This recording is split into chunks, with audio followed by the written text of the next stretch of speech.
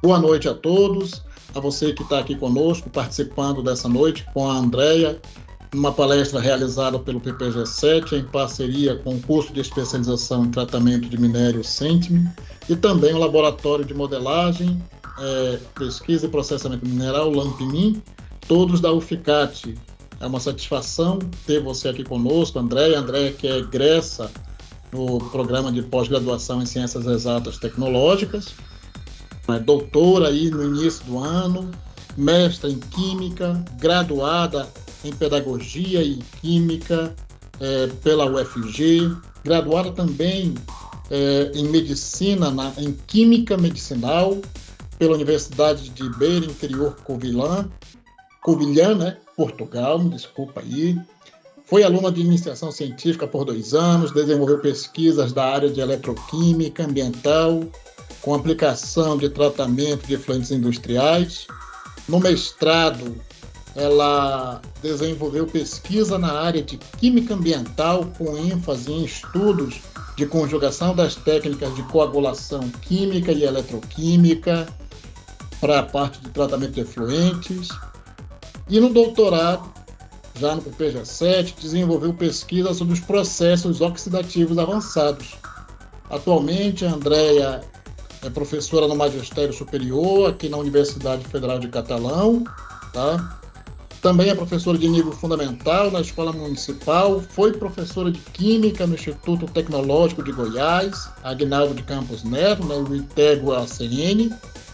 Tem experiência na área de Química, com ênfase em Química Medicinal, e tem atuado principalmente com os temas ligados à eletroquímica de degradação, de efluentes industriais, fotocatálise heterogênea e homogênea, cromatografia líquida em alta eficiência e cromatografia gasosa.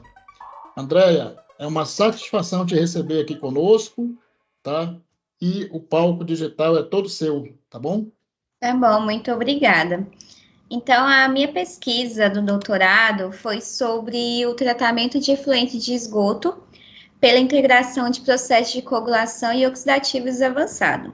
Então, primeiramente, o que veio, né, a questão de estudar o esgoto? Sabemos que a água é um dos recursos disponíveis mais abundantes e mais importantes para a existência e permanência da vida. Então, devido ao aumento populacional, o que vai ocasionar? Vai ocasionar a contaminação dos recursos hídricos. E nesse caso também pode estar relacionado ao aumento das atividades industriais. Então, aqui percebe-se a questão do tratamento de água. Então, aqui na nossa região centro-oeste, cerca de 90,9% da população é atendida. E a questão, quando é relacionado com o MAET, a Estação de Tratamento de Esgoto, apenas 60% do centro-oeste é atendida. Então, nota-se que há outras regiões ainda o percentual é bem menor. Então, isso é bastante preocupante, principalmente com o índice de contaminação dos recursos hídricos que vem destacando. Então, nesse caso, o que é o esgoto? Né, o esgoto é água de banho, limpeza, higiene pessoal, da descarga de vaso sanitário, e também tem os esgotos domésticos, que são aqueles gerados nas nossas residências, como também tem os esgotos industriais, que acontecem pelos processos industriais. Então, quando a gente já fala sobre esgoto industrial, ele pode variar de acordo com o ramo da atividade, ou seja, qual o tipo de matéria-prima que aquela indústria ela trabalha.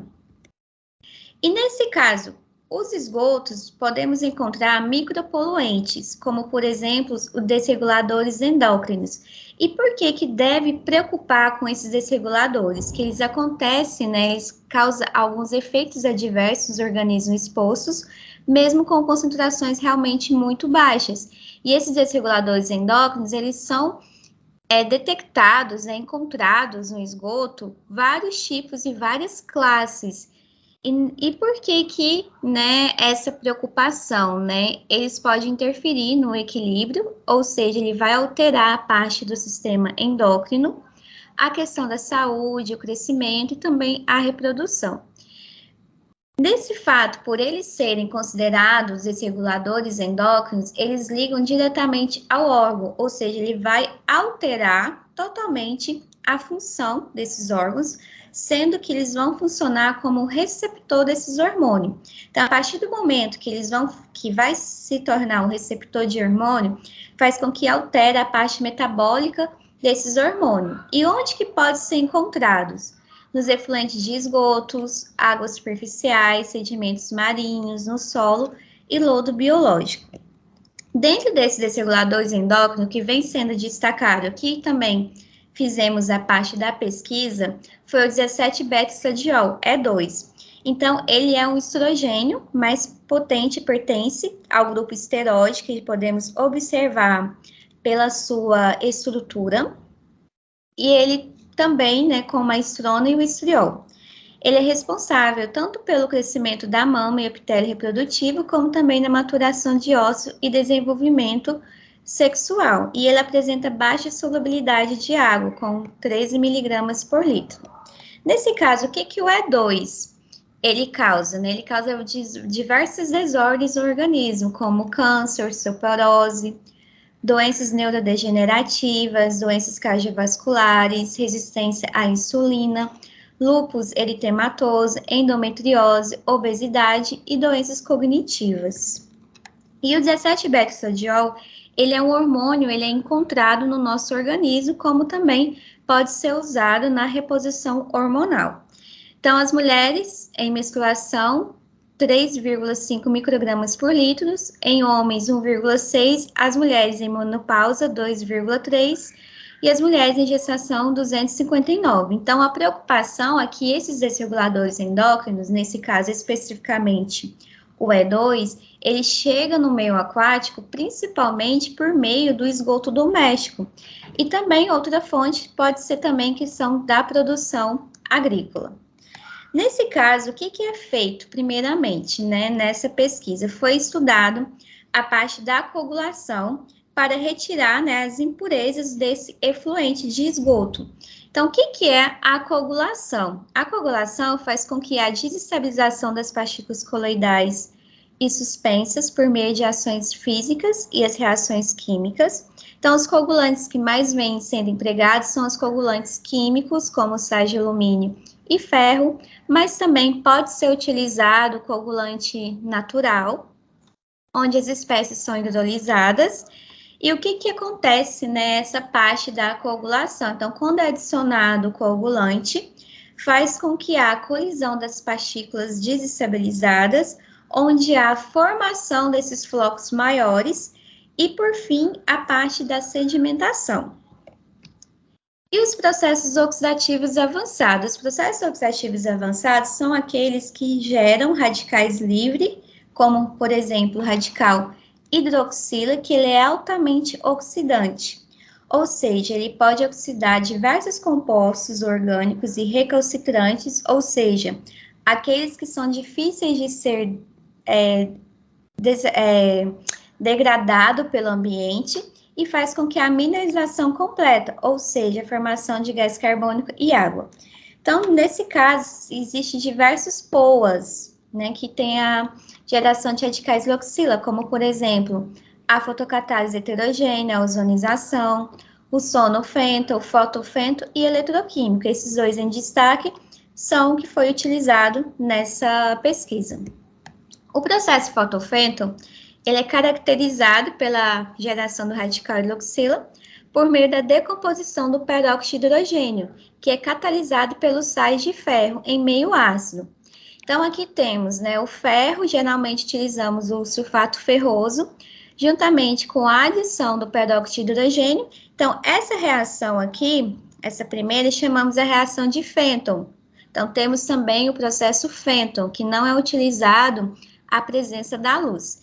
E aqui, na presença da luz, também é gerado o radical hidroxila. Então, a gente tem as duas vias, né, de geração de radical hidroxila, por meio do processo Fenton e o meio do processo do fotofento com a presença da luz. Nesse caso, o processo fotofento, a vantagem é que ele aumenta a eficiência da geração de radicais hidroxila e temos também a oportunidade de utilizar o emprego da luz solar como fonte de radiação.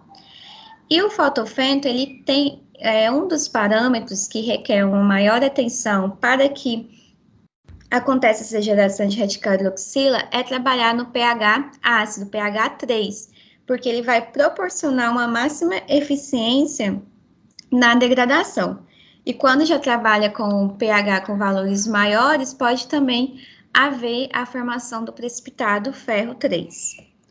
Então, nesse caso, como que podemos fazer para ter uma melhor eficiência no processo fotofento?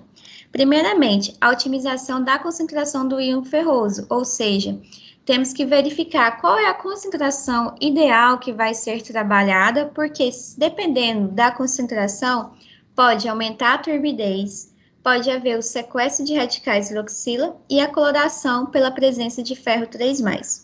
E também a otimização da concentração do peróxido de hidrogênio, que também pode ter o sequestro de radicais hidroxila, como também a sua autodecomposição.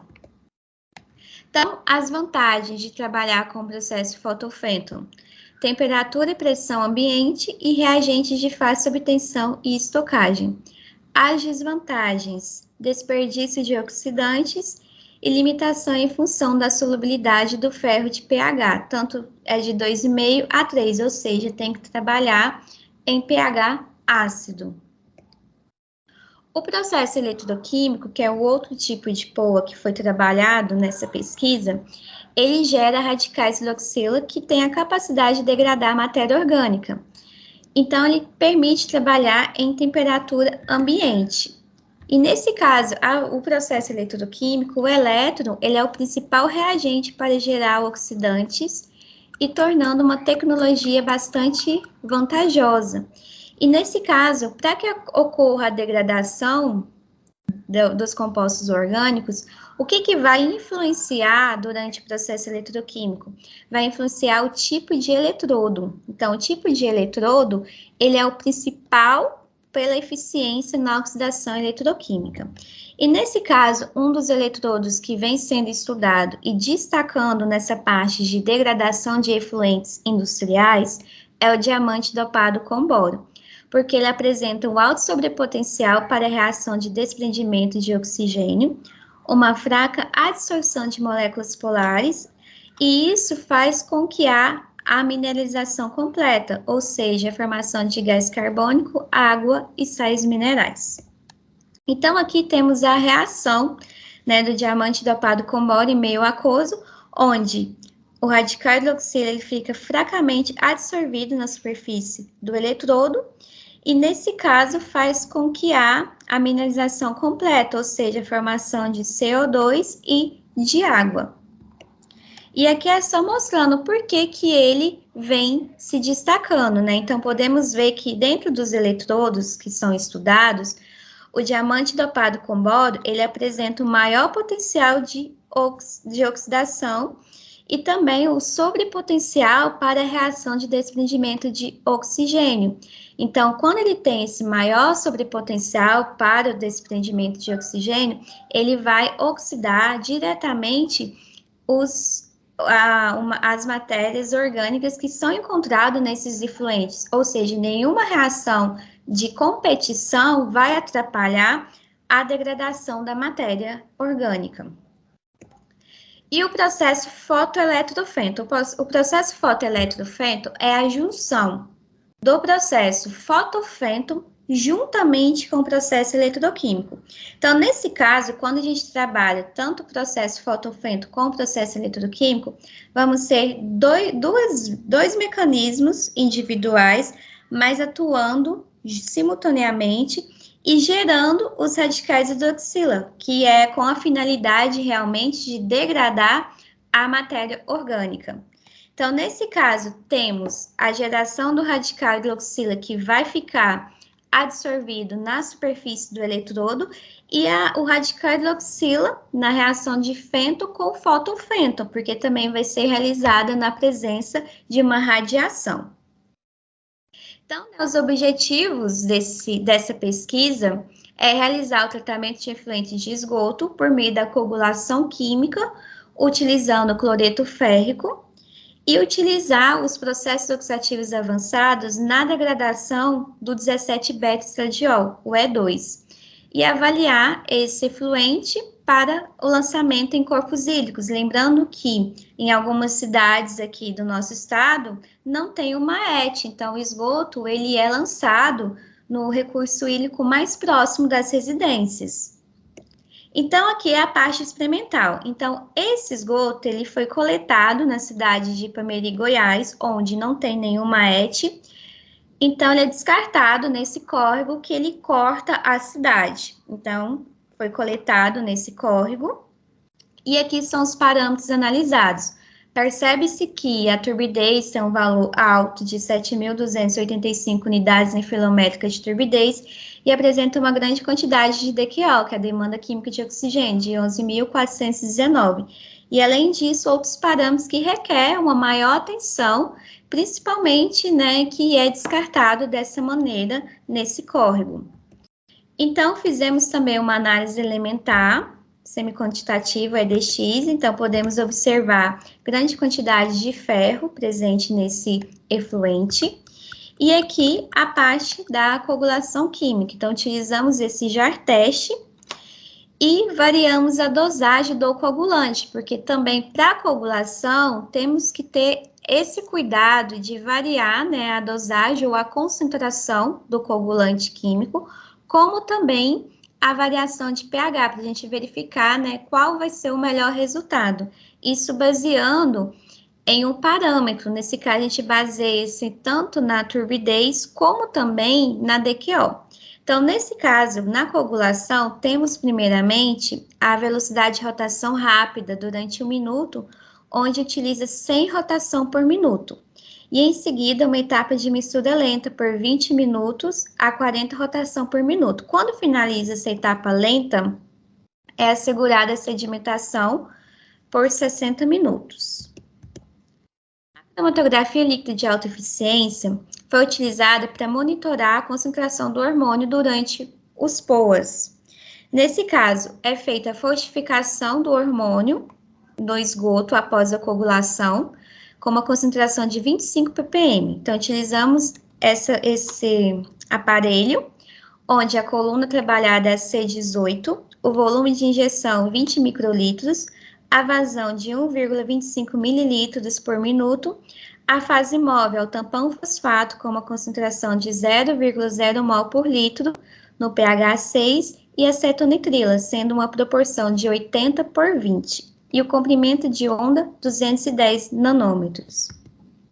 Então, para poder a gente verificar a concentração, temos que determinar, né, o limite de detecção, que é o sinal do pico com ruído obtido pela cromatografia líquida, sendo 3 vezes maior do que o sinal do ruído, e o limite de quantificação, que é o menor sinal do pico com ruído registrado, e uma reprodutibilidade de 75%.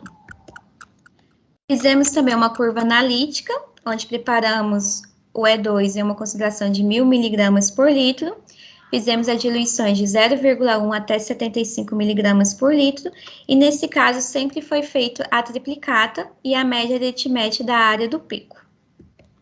O processo fotofento convencional, nesse caso, é utilizando uma fonte de radiação artificial. Utilizamos a lâmpada de mercúrio sem o bulbo protetor aqui em 2. Então, trabalhamos com volume de 400 mililitros, a vazão de 1 litro por minutos, onde foi avaliado a concentração de ferro e também a concentração do peróxido de hidrogênio. Nesse caso, nas melhores condições, tanto de ferro como de peróxido de hidrogênio, temos também que realizar os experimentos de controle para verificar a contribuição de cada um deles separadamente, onde temos a presença de peróxido de hidrogênio com a radiação, a presença de ferro com a radiação, a presença de ferro e o de peróxido, que nesse caso aqui é a reação de Fenton, e apenas a presença da radiação. Então, nesse contexto, a gente consegue verificar cada um da reação do fotofento separadamente e qual é a contribuição quando juntamos todos em um experimento. O processo fotofento solar, nesse caso, é feita a mesma coisa, varia a concentração de ferro e permaneceu apenas a concentração de peróxido de hidrogênio da melhor condição da radiação artificial. E depois foi feito os experimentos de controle. Então, aqui a diferença é a fonte de radiação. Então, nesse caso, utilizamos o Sol como a fonte de radiação.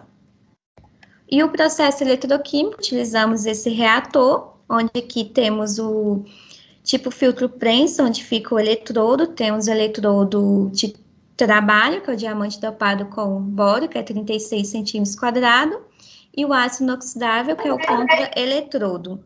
Então, aqui temos a condição da otimização, que nesse caso a gente trabalha, quando a gente vai realizar o processo eletroquímico, na corrente limite, ou seja, aquela corrente que a gente não vai haver desperdício de energia. Então, a gente trabalha considerando e levando a DQO. Então, a gente calcula especificamente para esse reator. Então, pode observar aqui que o valor da constante, no caso Km, vai modificar de acordo com a vazão. Então, nesse caso, a gente trabalhou nessas duas vazões, tanto de 1 litro por minuto, como 5 litros por minuto.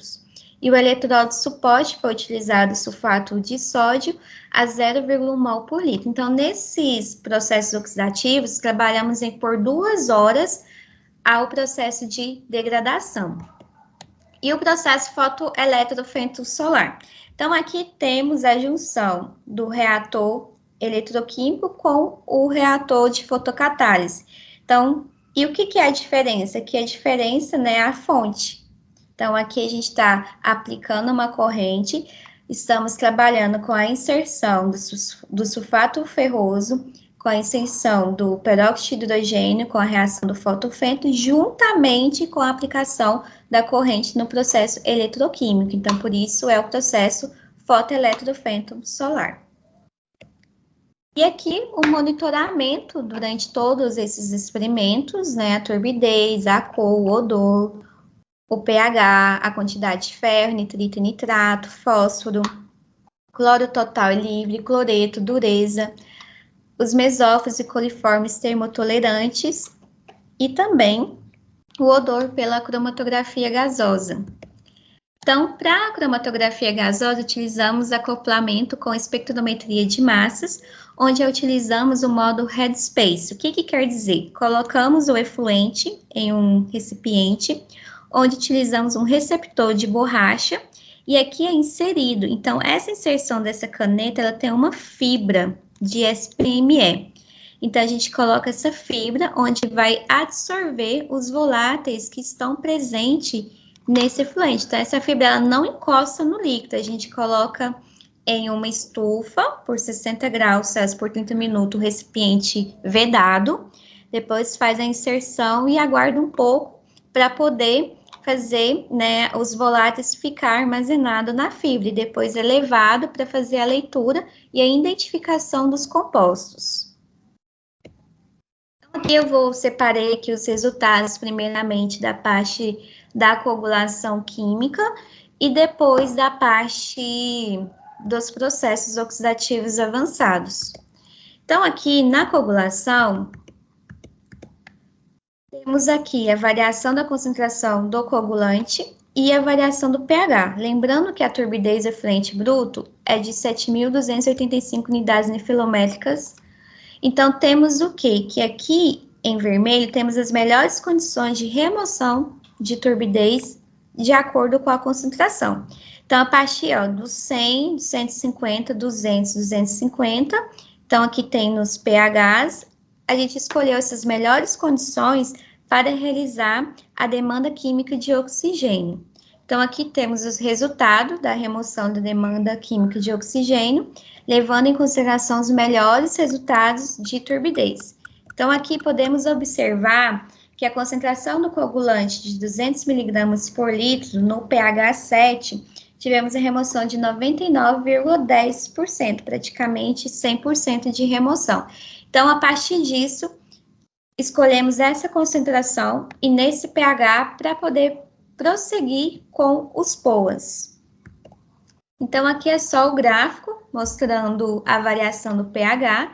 Então, temos aqui de 200 miligramas por litro em rosa, que mesmo fazendo o ajuste na coagulação, a gente não tivemos uma variação equivalente do pH final, lembrando que o cloreto férrico ele é extremamente ácido, coagulante, então por isso que tem alguns gráficos que decai bastante o pH final.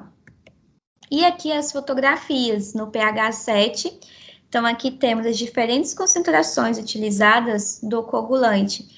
Então aqui de 0, então conforme a gente foi aumentando a concentração, a gente consegue observar, né, visualmente, a remoção da cor do esgoto.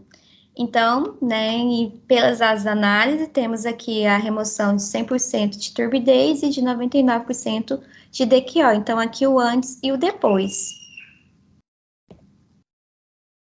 Aqui alguns parâmetros analisados da coagulação que consigam justificar, né, o porquê continuar, né, o trabalho, sendo que tivemos bons resultados de turbidez, tivemos bons resultados de demanda química de oxigênio, só que a gente tem que lembrar que ainda tem outros fatores, né, então não tem somente a turbidez e também a DQO.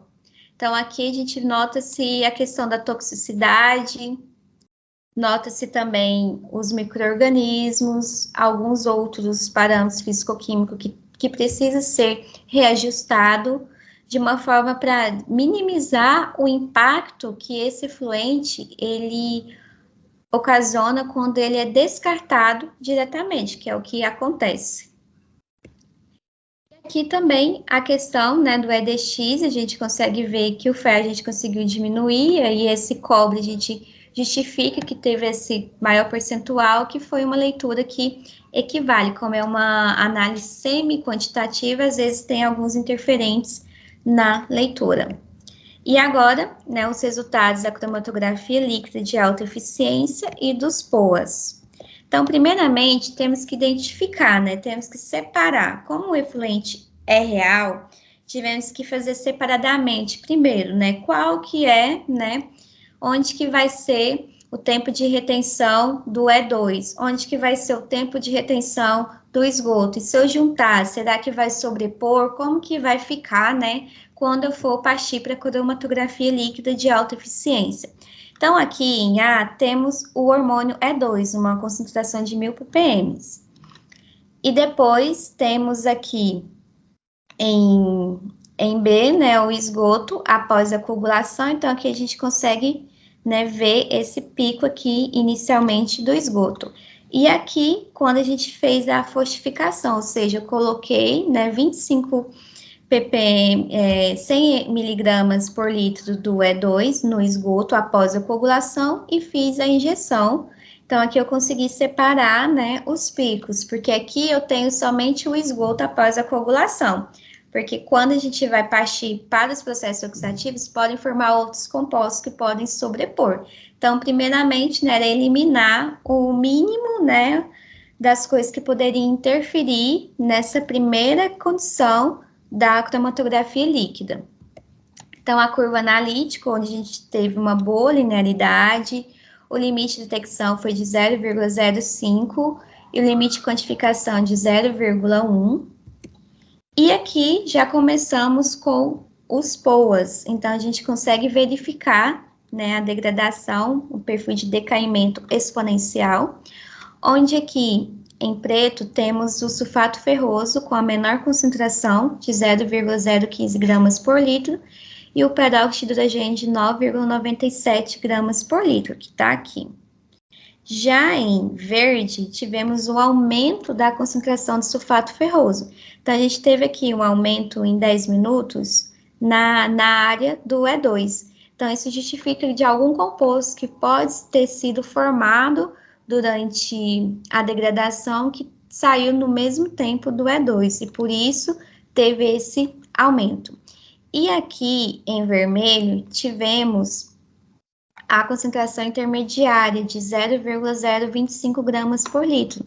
E nesse caso, em termos de remoção, foi o que apresentou 97,4% de remoção do E2, ou seja, Inicialmente, eu tinha uma concentração de 25 miligramas por litro do hormônio, e após a degradação por meio do fotofento, utilizando a radiação artificial, eu fiquei com a concentração de 0,72 miligramas por litro. Então, foi um resultado bastante positivo, e principalmente por a gente ter conseguido também fazer o monitoramento por meio da cromatografia líquida. Aqui já foi feito o quê? Mantemos a melhor concentração do sulfato ferroso de 0,025 e fizemos a modificação do peróxido de hidrogênio. Então, observa-se que em preto, que foi a menor concentração de peróxido de hidrogênio, tivemos uma remoção de 95%. Em verde, que é 5 gramas por litro, de 95,9. Em vermelho, que é de 9,97 gramas por litro, tivemos, no caso, 97,3. E em azul, nesse caso, tivemos a maior concentração do peróxido de hidrogênio, 12 gramas por litro. Então, o que acontece quando eu tenho o aumento da concentração do peróxido de hidrogênio, quando eu estou fazendo a degradação utilizando o fotofênton, que é uma fotocatálise homogênea? Nesse caso, ele faz com que, né, ele auto se decompõe. Então, por isso que a gente consegue ver que a remoção foi a pior, levando em consideração as outras concentrações. Então, ele se autodecompõe e também não há, né, devido à sua autodecomposição, não há formação suficiente do radical hidroxila para degradar a matéria orgânica de interesse, que nesse caso é o E2. Então, nesse caso, né, optou por escolher a concentração de 9,97 gramas por litro do peróxido de hidrogênio com o sulfato ferroso de 0,025 gramas por litro. A partir dessa questão de ter escolhido a concentração do sulfato ferroso e a concentração do peróxido de hidrogênio, fizemos o teste de controle para verificar a contribuição, né, de cada um separadamente. Então, aqui em preto temos apenas a fotólise, ou seja, apenas a presença da luz. Então, a gente consegue ver que teve uma remoção baixíssima, praticamente nada, 2%. Em vermelho, apenas a presença do sulfato ferroso e a luz. Já tivemos uma remoção de 13%. Em verde, tivemos o peróxido de hidrogênio e a luz. Aqui é interessante, porque a gente teve uma remoção de 65%. Então, o que levou a considerar essa parte da adição do peróxido de hidrogênio na presença da luz? Porque o efluente, por si só, pelas análises da EDX, pelas análises físico-químicas, a gente verificou a presença do ferro. Então, a concentração de ferro que já está presente no efluente, ela consegue, né, reagir com o peróxido de hidrogênio por meio da reação, né, fotofênton, mas não tem uma porcentagem tão boa, porque ainda a concentração do ferro ainda não é suficiente para ter, né, a geração dos radicais hidroxila, a quantidade ideal para poder degradar a matéria orgânica. E aqui temos o fênton já temos a remoção de 73%, e o fotofênton, que apresenta o melhor percentual de remoção, que são todos eles combinados juntamente em uma só reação, de 97,4%. Aqui temos a cinética de degradação do E2, então é uma cinética de decaimento tipo exponencial, e nesse caso é pseudo primeira ordem. E aqui temos o fotofênton solar. O fotofênton solar, conseguimos o quê? Só variar o sulfato ferroso, a gente não variou o peróxido de hidrogênio.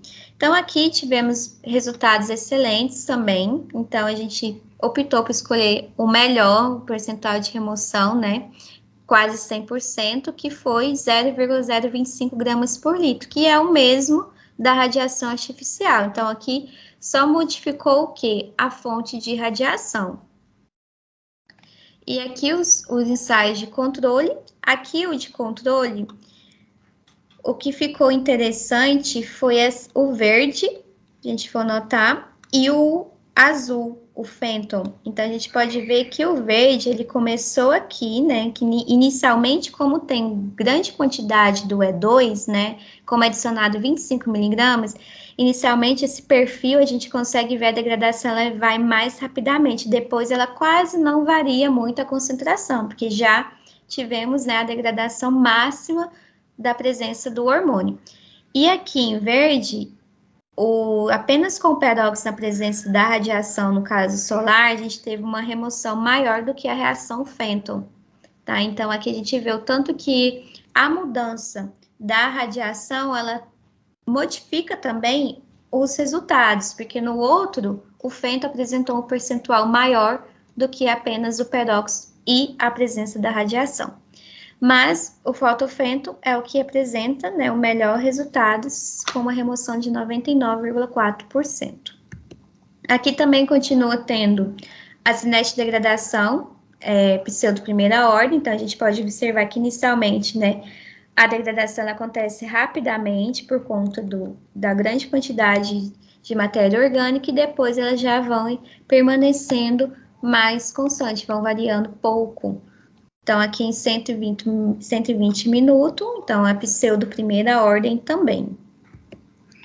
E aqui comparando, né, a fonte de radiação. Então, a gente tem a fonte de radiação artificial, que está aqui em preto, e a fonte de radiação solar. Então, a gente vê que o perfil, cineticamente, é bastante parecido.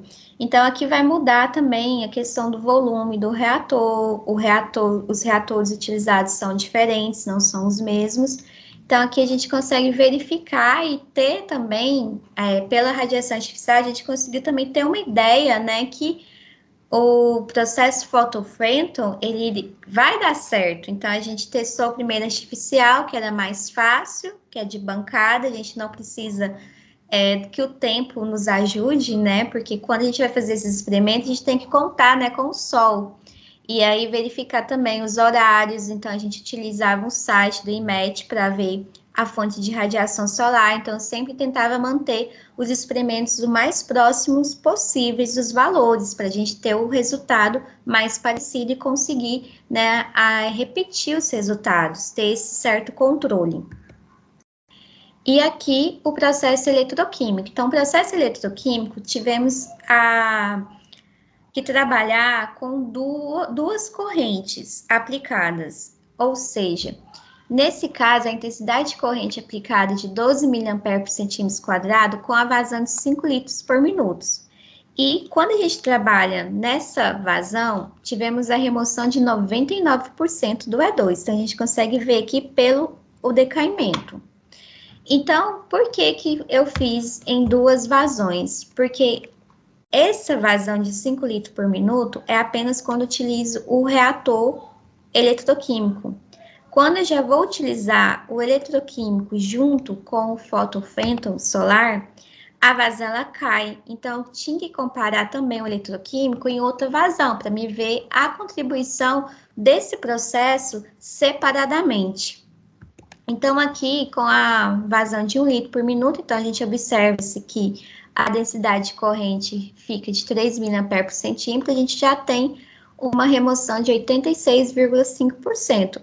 Mas lembrando que o processo fotofenton solar tem uma remoção de 99%. Então, vamos ver quando a gente conjugar os dois, como que vai ficar, né, essa remoção do E2 presente no esgoto. E aqui é a junção dos dois. Então, temos o fotoeletrofenton solar. Então, temos aqui, né, as melhores condições do fotofenton solar com a concentração do sulfato ferrugem 0,025 gramas por litro e a concentração do peróxido de hidrogênio 9,97 gramas por litro, combinado com a eletrólise de 3 mA por centímetro quadrado. Então, onde a remoção foi de 99,6% do E2. Então, foi o melhor resultado que tivemos nesse caso para a remoção do E2. E aqui, né, comparando todos os POAs que trabalhamos nessa pesquisa. Então, observamos que a remoção né, o melhor praticamente que eu até arredondei para 100% foi o conjugado. Mas não quer dizer que é o melhor para fazer. Não, cada um ele apresenta uma vantagem, vai depender do quê? Qual a finalidade desse resíduo, né, após o tratamento, né? O que eu quero fazer com esse resíduo. Então, isso, o que a gente quis mostrar, né? Que é possível a gente remover, né, o E2, é possível, somente com a coagulação a gente tem bons resultados também, então isso vai depender. E fora que a gente sabe que não é somente o E2, então isso foi um que eu escolhi para trabalhar e para monitorar. Então, temos várias classes de medicamentos, de hormônios, que são presentes no esgoto e são encontrados constantemente. Então, é um método que a gente pode fazer para poder, né, trabalhar nessa questão de tratamento dos efluentes industrial. E aqui são os estudos comparativos, né? Então, tem todas as análises. Então, se teve melhor, então a gente teve, então aqui para analisar cada um, para a gente ver qual vai ser a finalidade, né, do descarte desse resíduo de todos os tratamentos realizados.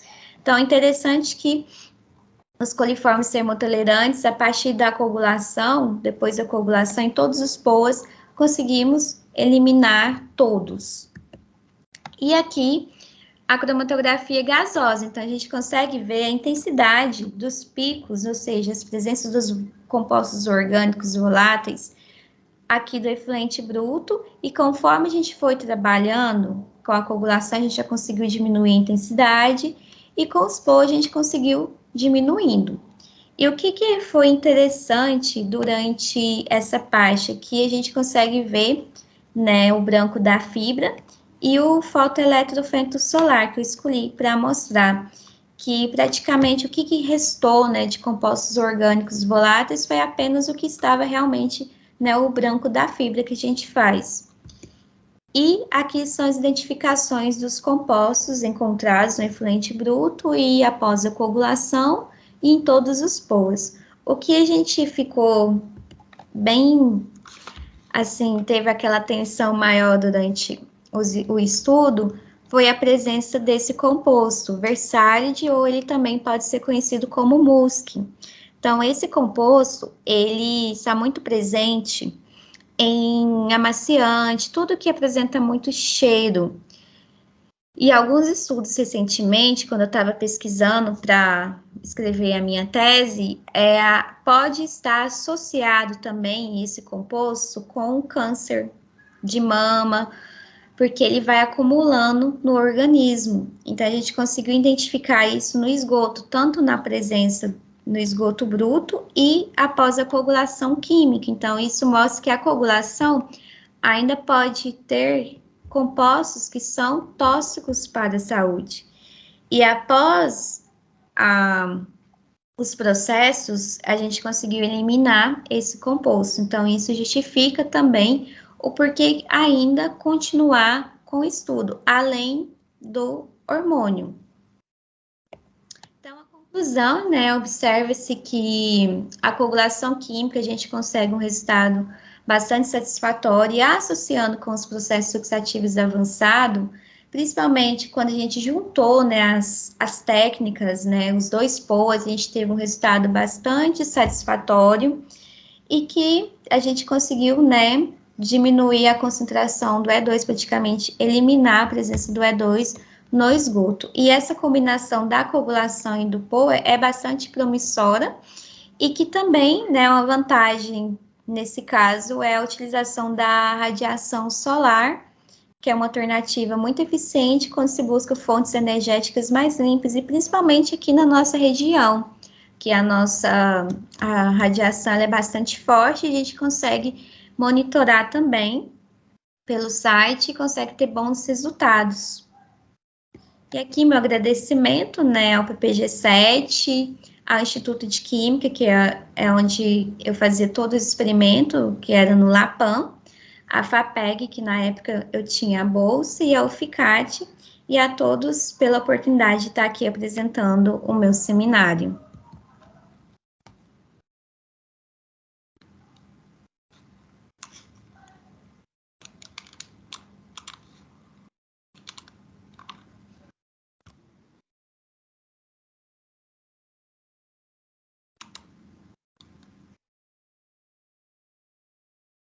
Tá sem som. Desculpa. Pronto. Uma brilhante apresentação, estava dizendo aqui, um tema muito importante. Quando a gente pensa em tratamento de esgoto, a gente percebe que ainda tem muito para evoluir, tanto quanto alternativa, quanto como novos sistemas que devem ser pensados, novas técnicas que devem ser otimizadas, e aí você trouxe o processo, oxidativo, o uso do fotofêton também. Tem muita coisa.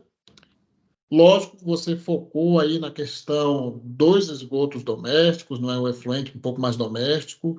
Mesmo assim, a gente não tem, às vezes, parametrização, né? Eu acho que a grande situação é a falta de parametrização daquilo que é considerado esgoto doméstico, porque o que as casas acabam lançando não tem um padrão definido. Você acaba lançando mistura de material de casca de gordura até outros elementos, dejetos orgânicos. Então, isso aí torna muito mais difícil a gente implementar uma estação de tratamento de esgoto. E aí eu queria começar, enquanto o pessoal ainda está meio envergonhado aqui para fazer pergunta, eu queria fazer uma pergunta para você, não ligada diretamente às tuas técnicas, mas ao teu tema. Andréia, para você, qual é o principal desafio que a gente encontra para implementar as estações de tratamento de efluente, as estações de tratamento de esgoto, nos municípios, brasileiros, em especial aqui na nossa região de Goiás? Como é que você vê isso? O desafio maior que eu vejo, principalmente em Pameri, né, é a questão do custo, sabe? Que eles tentam fazer, no entanto, lá já deveria ter, né, uma estação de tratamento. Aí o que eles fizeram? Eles fizeram um processo de canalização, e aí, ou seja, sai das casas e já cai diretamente nesse córrego. Então, isso, vamos fazer isso, e sendo que na taxa, né, de água, todo mundo paga pelo tratamento de esgoto. Então, é questão do custo. Geralmente é isso. E mesmo que lugares que tem, né, a gente ainda consegue ver também nas ruas esgotos escorrendo. Então, também há a questão, né, do estudo, do falta de preparo mesmo para esses lugares, porque investimento tem, né, que todo mundo paga uma taxa, mas e onde que está indo realmente esse dinheiro dessa taxa, né? Então, essa questão que poderia ter melhores e melhores, mas não tem, é questão do custo mesmo. André, e a gente tem uma outra situação, né? O município, quando ele não tem um polo industrial, a gente tem uma conotação de que é realmente somente o esgoto doméstico, mas tem municípios também que, às vezes, além do esgoto doméstico, recebe, os resíduos industriais das indústrias que estão instaladas, e aí torna-se ainda muito mais difícil fazer esse tratamento. Você conhece algum tipo de estudo que já concilia as técnicas que você utilizou para esse tipo de realidade? Tem alguns artigos que eles fizeram no Chile, a aplicação do fotoeletrofêton solar para o esgoto mesmo lá no Chile. Bem interessante. Eles fizeram uma escala industrial mesmo. E aí, além desse estudo, que aqui eu fiz a parte química, alguns estudos também eles juntam a parte biológica, eles utilizam os processos anaeróbicos e aeróbicos que podem acontecer na ET, e a partir das lagoas, ele já passa para o tratamento eletroquímico ou qualquer outro tipo de POA simultaneamente. Então, assim, são várias probabilidades. Aí é questão de investimento, que a gente sabe que utilizando, né, tipo uma escala industrial já é outra realidade, né, mas já tem alguns estudos que já montaram em escala industrial. Bom, estão chegando aqui os comentários, né? A Luciana acha interessante, dá parabéns pela sua palestra. A Vitória, que é nossa aluna do programa de pós-graduação aqui do PPG-7, diz muito interessante e importante seu trabalho.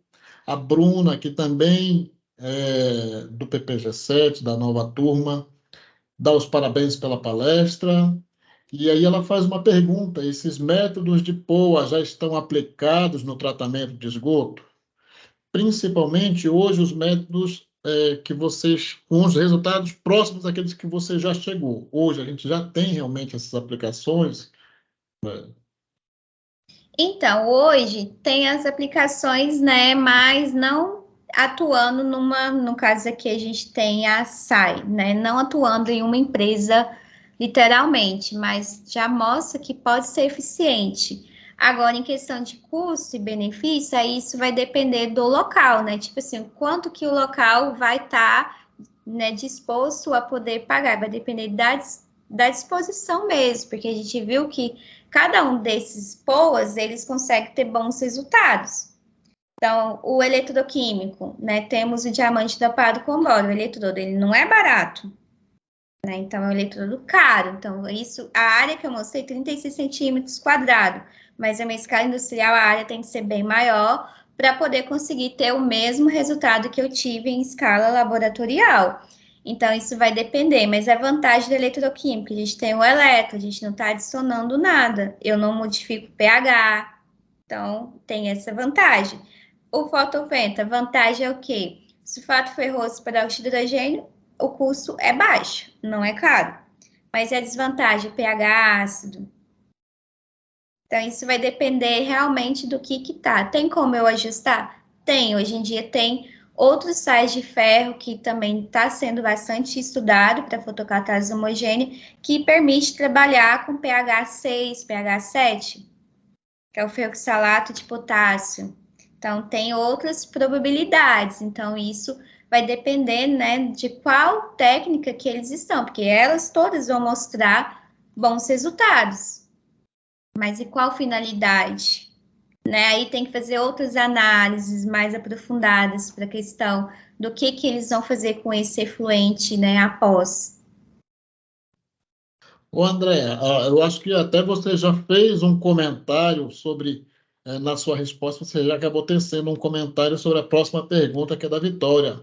Ah, Ela dá os parabéns pelo trabalho e ela pergunta justamente a questão das técnicas apresentadas, qual a melhor custo-benefício, né? esse benefício. Então, o grande desafio acaba sendo realmente a gente conseguir colocar isso, apresentar para o sistema público. E aí eu te pergunto uma outra situação. E se a gente pensar a aplicação para a área industrial, qual o fator limitante para se implementar na área industrial pelas empresas? Qual seria, ou já tem, hoje você já conhece exemplos de empresas que já fazem essas aplicações a nível industrial? Então, as empresas em si eu não conheço, mas algumas já estão adotando, a coagulação já é utilizado, né, em toda a ETA, mas a questão do processo dos POAs ainda não muito. Então, nesse do Chile é aplicado, é uma ETA, só não lembro o nome, eles aplicaram. Eles reaproveitaram o resíduo lá anaeróbico e fez a aplicação. E eu também já vi estudo que antes desse do esgoto, eu fiz o estudo com efluente de frigorífico. Então, quando eu estava pesquisando a questão do efluente frigorífico, teve também alguns frigoríficos que montaram, porque principalmente que as lagoas de estabilização geram um odor muito forte. E aí eles queriam fazer uma coisa que minimizasse, né, o odor desses efluentes. Então eles faziam a questão da lagoa e após ele já implementava o POA. Nesse caso eu vi o eletroquímico, eu vi o processo combinado, Uhum. mas isso fora do Brasil. Fora do Brasil. Eu até perguntei isso justamente porque é uma técnica que se dá muito bem com o esgoto de origem orgânica, que Sim, poderia estar associado à indústria de alimento, que poderia estar associado à indústria de cortume também, porque ela sim, tem um residual de matéria orgânica muito forte, né? Então, tem alguns segmentos industriais que a gente poderia estar fazendo essas análises, não é?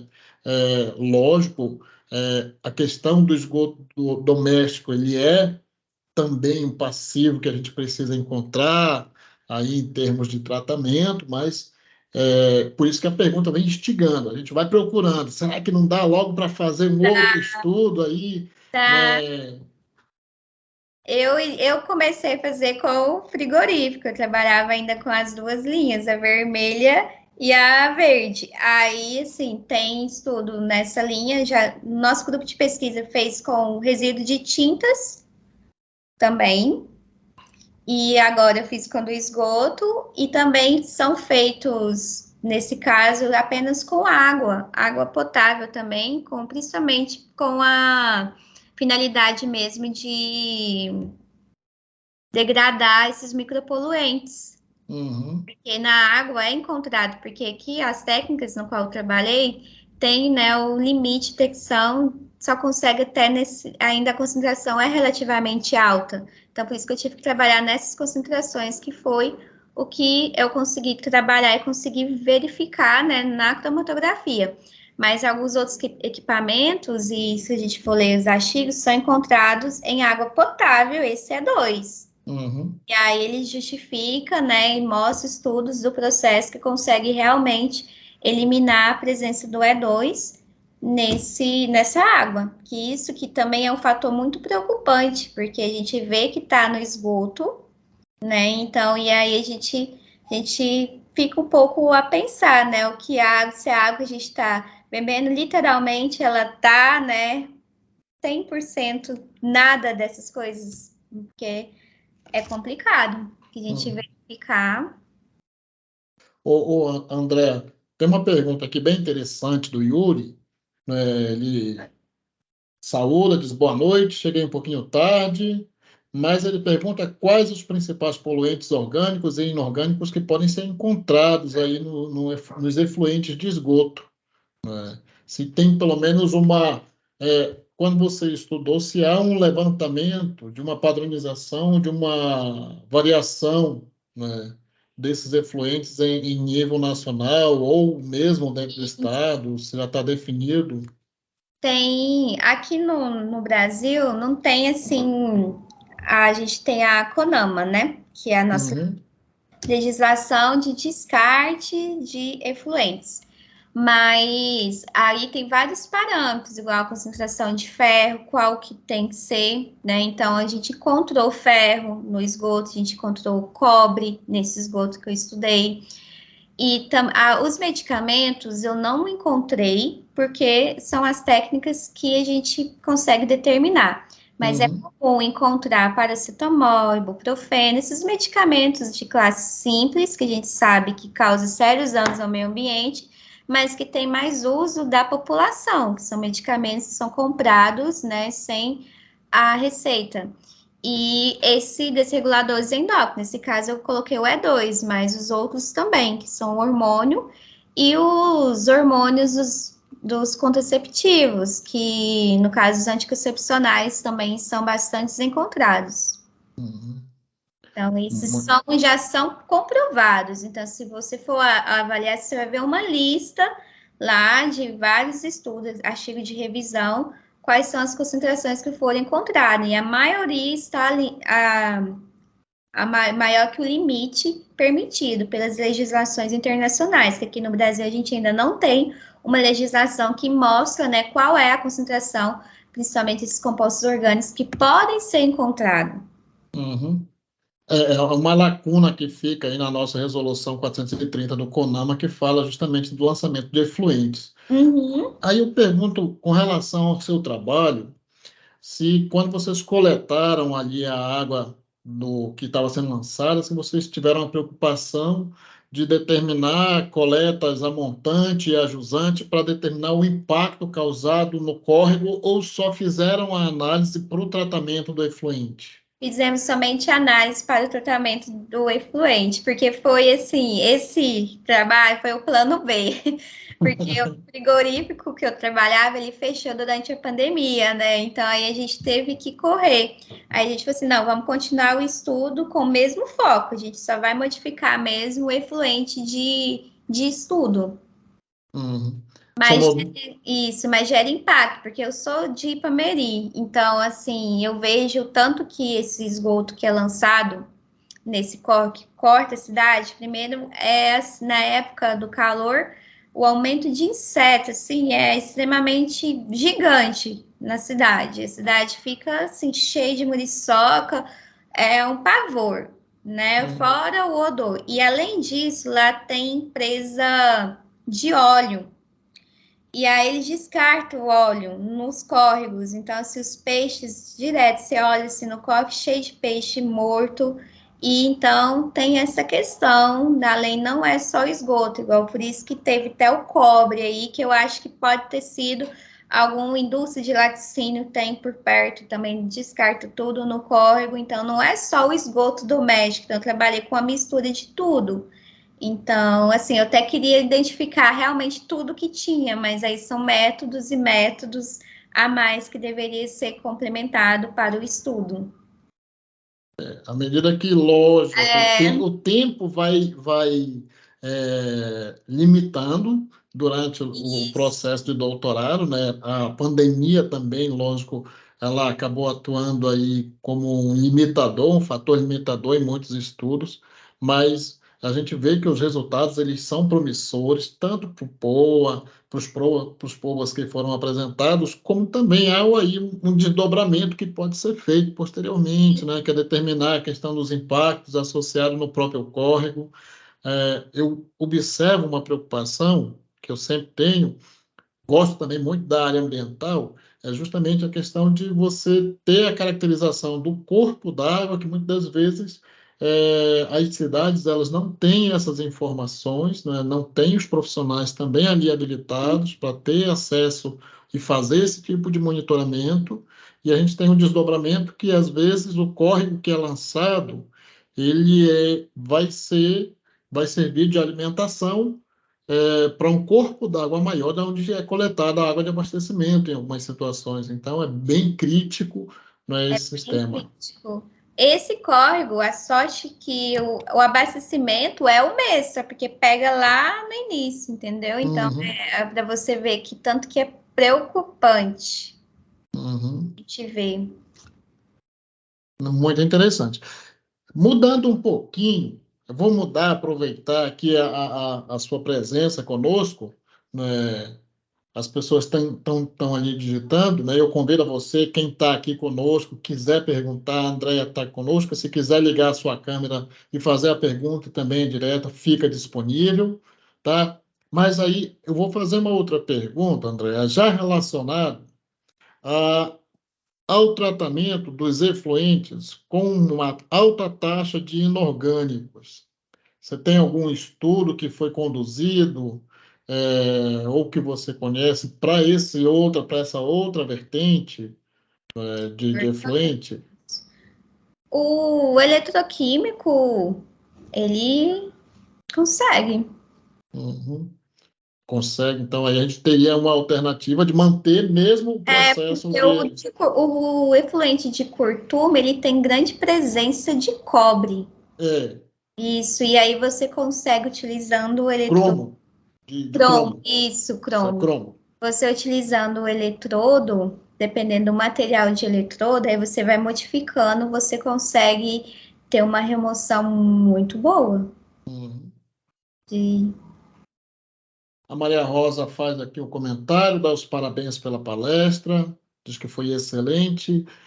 André, tem mais uma coisa que ainda me preocupa, que eu acho que é fundamental a gente aproveitar esse espaço, né, para deixar essa discussão ou deixar ainda esse tema ainda mais interessante. É fato que você já comentou sobre a questão de não ter o dimensionamento de uma estação de tratamento utilizando essa técnica, de ainda não ter encontrado, não é, essas instalações utilizando esses recursos, mas a gente vai observar também que a utilização da técnica do fóton, não é, já do fenton, do fotofenton, não é uma coisa também que é bem recente. Nós já temos já uma grande quantidade de estudos, e aí a pergunta é qual tem sido o limitador para a implementação? Porque os estudos têm sido realizados, como você fez, outros pesquisadores, né? A gente tem acompanhado também resultados, tanto para outras análises, para outros tipos de materiais, mas qual tem sido realmente o limitador para que os resultados que estão sendo sempre promissores saiam, né, do papel para se tornar algo mais prático, tangível? O que está dificultando nesse caso, eu acho que o acesso não é, porque todos têm, mas a questão mesmo do custo e benefício, porque eles tentam pelo caminho mais fácil, que é montar as lagoas e pronto, e quem mora ali por perto que se vira e saia do lugar, que a indústria está ali, e tal, eles não pensam no dano que pode causar para as pessoas e para o meio ambiente, porque se pensasse, tem algumas indústrias realmente têm muito dinheiro que poderia implementar tudo e não escolher qual seria o melhor para o tipo de efluente que gera. Mas a questão é que eles acham que convém mais fácil. Então, isso é o que limita realmente. Então, é muito complicado. O acesso das nossas pesquisas voltar realmente para a indústria, né, que seria o ideal. Mas a questão é o interesse que eles têm, eles querem o caminho mais fácil. A gente sabe que esse caminho não é fácil, a gente tem que testar, tem que ver como é que vai ser realmente a funcionalidade, montar, né, uma escala industrial. E isso eles não convém, porque eles não querem perder tempo, eles querem produzir e os resíduos vão ficando lá. Tem lugar que só monta um buraco e vai jogando lá e por si só vai ficando. Correto.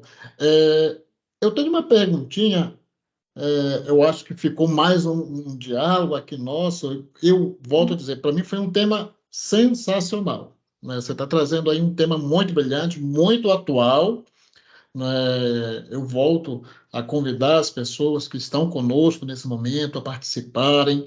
É um tema muito importante, né? Que ele é transverso, passa na maioria dos nossos problemas, dos nossos estudos, porque a gente pensa que o efluente, de repente, não é o nosso foco principal, pode não estar sendo o foco naquele momento, mas ele acaba sendo gerado. E aí, tem uma outra situação que é o efluente de aterros sanitários. Você tem algum, que é o chorume, que tem uma carga também de matéria orgânica muito elevada, e, e agora, lógico, dependendo, né, se a gente pensar no depósito, no aterro sanitário como ele deve ser, a gente já tem uma condição até de não ter outras implicações ou outras misturas. Era para ser só realmente, né? Aí o chorume era para ser só uma grande quantidade de matéria orgânica. Você conhece aí estudos ou resultados aplicados já? O que é que você comenta para a gente? No nosso grupo de pesquisa, tem um trabalho de uma colega que ela fez tratamento eletroquímico com chorume daqui de Catalão. Então, assim, se eu te falar que a gente encontrou tanta coisa, fenol, benzeno, tanta coisa, que, assim, e a gente conseguiu excelente resultado. Tem até o trabalho de dissertação dela do mestrado em Química publicado. Então, assim, o eletroquímico e o fotofento, depois uma aluna de iniciação, ela fez o fotofento e o fotoeletrofento. A gente conseguiu também excelentes resultados. Então, é possível e assim, consegue igual da mesma forma do esgoto. Então, a gente tem um perfil cinético, pseudo primeira ordem, a gente consegue uma grande remoção de toxicidade dos micro-organismos, de DQO, de turbidez, todas essas análises que a gente consegue fazer aqui em Catalão, a gente conseguiu com o chorume. Muito legal, bom saber uma coisa, os resultados e os estudos sendo realizados com os esgotos e também o chorume de Catalão gera resultados que futuramente podem ser aplicados pela própria prefeitura. Sim.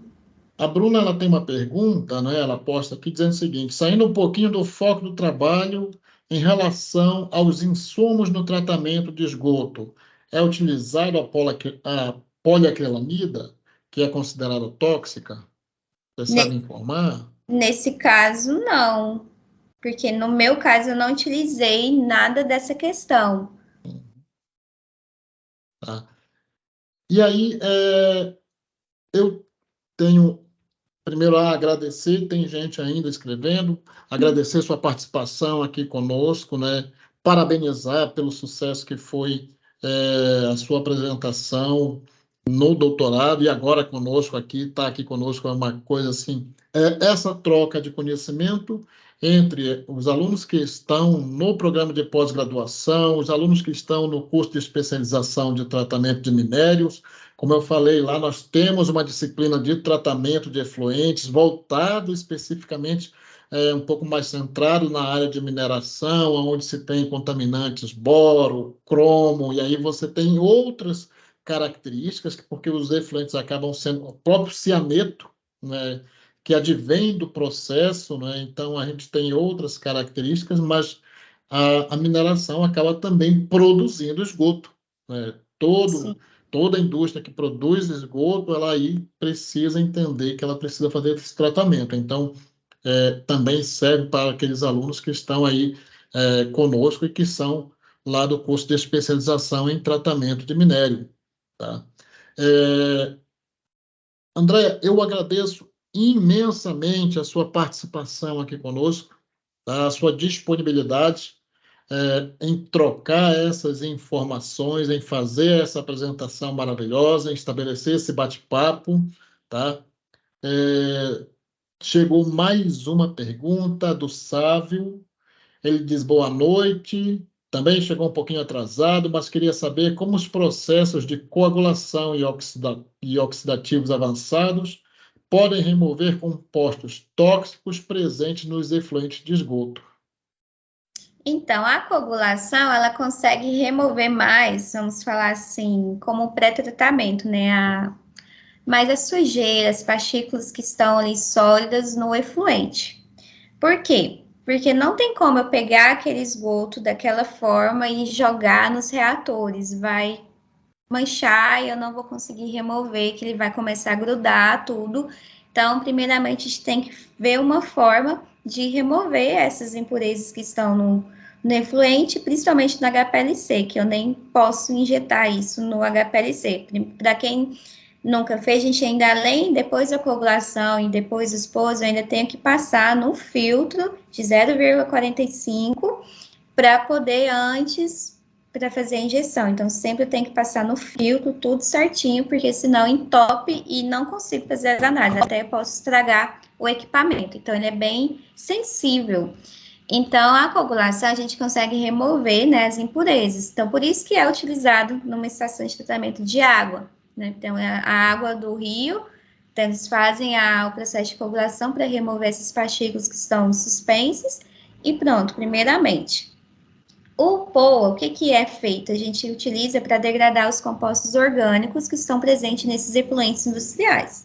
Então, ele consegue remover como? Ele consegue remover, ele vai fazendo com que essa classe desse, no caso o E2, aquela estrutura do hormônio, ele vai se quebrando. Então, ele vai quebrando e vai formando outras reações, até finalizar a formação de gás carbônico e água, ou seja, a mineralização completa. Então, nesse caso, o POA, ele vai atuar o quê? Ele vai atacar o composto orgânico, tentando fazer com que chegue à mineralização completa. Então, esse é a reação dos POAs. E como que ele ataca? Ele gera um radical hidroxila que ele é extremamente oxidante. Então, ele que vai atuar nesse princípio. Então, se ele está atuando para remover esse composto, então, por isso que a gente consegue diminuir a toxicidade desses efluentes industriais. E, principalmente, efluentes como o esgoto. Eu coloquei o E2 lá, eu mesmo contaminei com o E2 no esgoto. Mas o que tem lá, além do E2? Eu não sei. Tem várias outras coisas.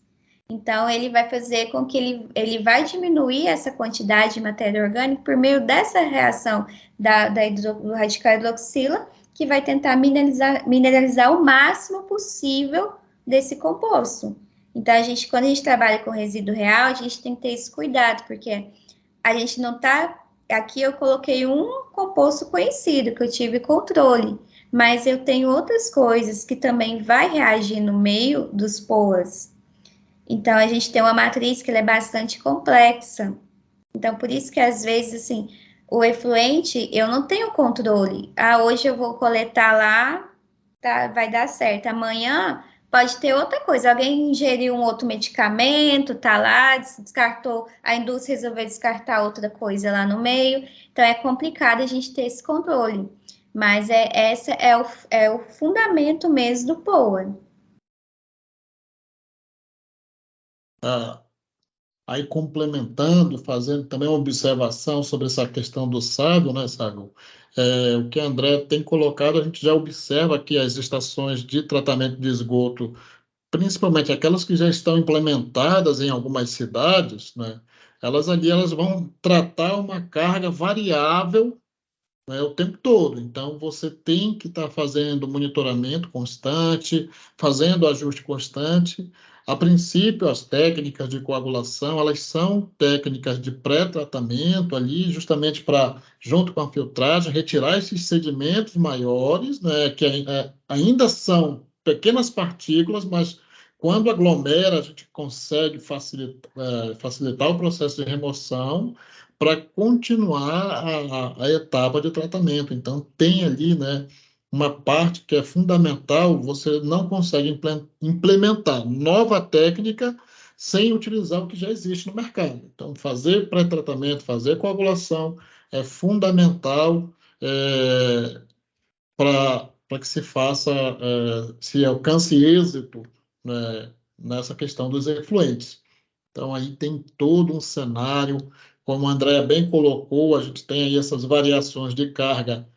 Mesmo numa cidade, a gente vai ter um período em que você tem um lançamento maior, onde as pessoas têm uma concentração maior quando todo mundo está em casa, então no final de semana a carga aumenta, porque se está em casa, né, não se está no trabalho, não se está no estudo, na escola, você está todo mundo em casa, então até as casas aumentam a concentração de lançamento de efluentes, e a área industrial, por sua vez, a gente tem uma espera de que seja algo mais controlado, né? Porque você está ali numa produção quase que numa escala constante, então você espera que a vazão de lançamento, de geração de efluentes também seja constante. E mesmo assim a gente vai observar variações, flutuações nesse processo, que dificulta muito o tratamento de esgoto. André, uma última pergunta minha. Como é que você vê o futuro do tratamento de esgoto? Qual as suas perspectivas? O que isso trouxe para o futuro do tratamento de esgoto? Como é que você vê essa discussão? Eu vejo que, assim, hoje, né, a gente teria que melhorar muito, principalmente em relação aos micropoluentes. O futuro, eu espero que as empresas, né, as indústrias que são responsáveis pelas ETs, elas passem a ter esse olhar sobre os micropoluentes, sobre todos esses, mesmo que pequenas concentrações, causam sérios danos, e a gente sabe o tanto que são descartados, né, de maneira incorreta, mesmo em lugares que tem. Então, eles conseguem ter esse cuidado, e só de ter esse cuidado de fazer umas análises mais aprofundadas, também diminui essa quantidade de descartes incorretos. A gente já vê as ligações dos processos de canalização já diretamente para o recurso hídrico mais próximo, igual o mar também recebe grande carga de esgoto, mesmo tendo ET, então ter essa visão, tanto que aquilo ali pode causar. Então, a minha esperança é que ainda apareça, né, pessoas assim nas empresas, indústrias que conseguem mostrar e comprovar mais ainda diretamente para eles essa importância, que só o tratamento convencional que é utilizado, ele ainda não é eficiente, tanto também na ET como também na ETA. A gente precisa de um olhar mais aprofundado com essa preocupação dos micropoluentes. E principalmente pós-pandemia, a gente teve um aumento muito grande, que as pessoas começaram a ingerir medicações assim constantemente.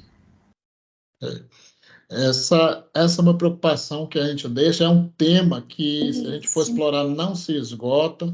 Nós temos exemplos de cidades onde os córregos foram afetados. São Paulo tem grande exemplo, Rio de Janeiro também tem grandes exemplos, e a gente, às vezes, não precisa pensar no grande centro para dizer não vai acontecer aqui na minha cidade, não vai acontecer aqui na minha região, porque a gente não tem indústrias, porque a densidade demográfica é menor, porque acontece do mesmo jeito. A gente acaba negligenciando a importância do tratamento de esgoto e corre-se o risco, né, em algumas situações, já em algumas cidades, de chegar nesse índice. A Andréia bem apresentou lá, né, a gente tem um déficit muito grande no Brasil de tratamento de esgoto. Então, a gente tem aí, das mais de 5 mil cidades brasileiras, a maioria delas não tem tratamento de esgoto. E quando a gente olha até para as capitais, as próprias capitais brasileiras, dos estados brasileiros, não tem altos índices de tratamento de esgoto, que já acaba referendando muito a pesquisa nesse sentido. É sempre uma preocupação ativa de quem está na área encontrar soluções para esse problema. Andréia, eu agradeço mais uma vez a sua participação aqui conosco. Agradeço a todos vocês que estiveram conosco até esse momento. Tá? A palestra vai estar disponibilizada. Você que está nos acompanhando pelo canal do YouTube de forma remota, a gente deixa o recado de que na semana que vem está sendo realizada uma nova palestra, dessa vez com o professor Marcos Napoleão. Ele vai falar dos desafios na modelagem de microestrutura e depois essa palestra vai estar disponível também no nosso canal do YouTube. Então, se você está acompanhando as nossas palestras, ative o sininho, faça a sua inscrição para receber as notificações. Andréia, eu deixo para você aí as últimas palavras nessa noite. Eu agradeço pelo convite, agradeço por estar aqui com vocês e muito obrigada. Uma boa noite a todos que nos acompanharam até aqui. Sim. E a gente volta na próxima quarta-feira com a palestra do professor Marco Napoleão. Tá bom? Um abração a todos.